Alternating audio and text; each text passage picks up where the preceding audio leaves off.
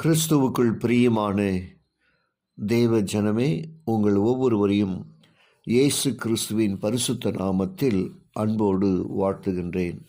அன்புக்குரியவர்களே, மனித வரலாற்றின் துவக்கத்திலேயே திருமணத்தை தேவன் ஏற்படுத்தினார் என்பதை இன்று அநேகர் மறந்துவிட்டார்கள்.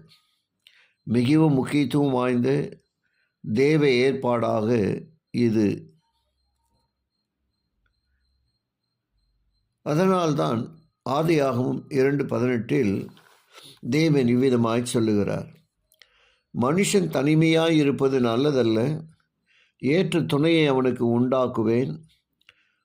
ஒரு சில வசனங்களுக்கு பிறகு தேவன் மீண்டும் இவ்விதமாய் சொல்லுகிறார், இது நிமித்தம் புருஷன் தன் தகப்பனையும் தன் தாயையும் விட்டு தன் மனைவியோடு இசைந்திருப்பான், அவர்கள் ஒரே மாம்சமாயிருப்பார்கள். ஆதியாகமம் 2:24. இது பழைய ஏற்பாட்டின் கருத்து என்றும் இன்றைக்கு இது நமக்கு பொருந்தாது என்றும் யாரும் நினைத்து விட வேண்டாம். இதே கருத்தை மத்தேயு 19:5, மார்க்கு 10:7, 8, எபேசியர் 5:31 ஆகிய 3 இடங்களிலும் புதிய ஏற்பாடு திரும்ப திரும்ப சொல்லுகிறது. மனித உறவுகளிலேயே திருமணமானது மிக மிக நெருக்கமானதாக இருக்க வேண்டும் என்பது தேவனுடைய நோக்கம் என்பதை இவை தெளிவுபடுத்துகின்றன. மறுக்க முடியாத நிபந்தனைகள் பற்றி இந்த வேத வசனங்களில் சொல்லப்பட்டுள்ளன. கணவனும் மனைவியும் பண்பை வடிவத்தில் இல்லாமல் ஒருமை வடிவத்தில் இருக்க வேண்டும் என்பதும் அதில் ஒன்று.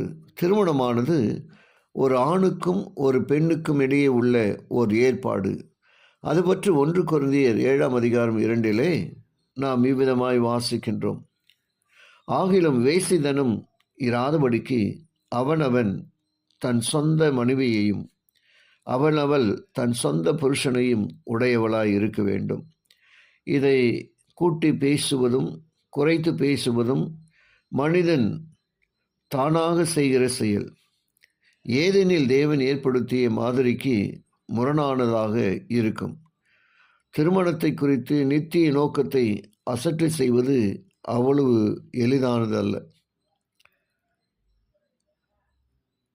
மனிதர்களுக்கு ஆசீர்வாதமாகவும் மகிழ்ச்சியாகவும் இருக்கும்படி திருமணத்தையும் குடும்பத்தையும் தேவன் ஏற்படுத்தினார். இது மறுக்க முடியாத உண்மை. ஆகிலும் ஆதியாகமம் 2:18-20 மனிதன் தனிமை நிலையை போக்குவதற்காகவே அவன் மனைவியோடு இசைந்து ஒன்றாக இருக்கும் நிலையை ஏற்படுத்தினார். ஆதியாகமம் 2:24. தொடர்ந்து தெய்வீக ஆலோசனைகள் நாம் பெற்றுக்கொள்ளத்தக்கதாக தேவன் நம்மை வழிநடத்துவாராக. நாம் யாவரும் ஜெபம் செய்வோம். கிருபையுள்ள நல்ல பிதாவே, உமக்கு நன்றி சொல்லுகிறோம். தொடர்ந்து உடைய வார்த்தைகளை கேட்கிற ஒவ்வொரு குடும்பத்தின் பிள்ளைகளையும் வாலிபர்களையும் நீர் ஆசீர்வதித்தருளும். இயேசுவின் வழியாய் ஜெபிக்கிறேன் நல்ல பிதாவே, ஆமென்.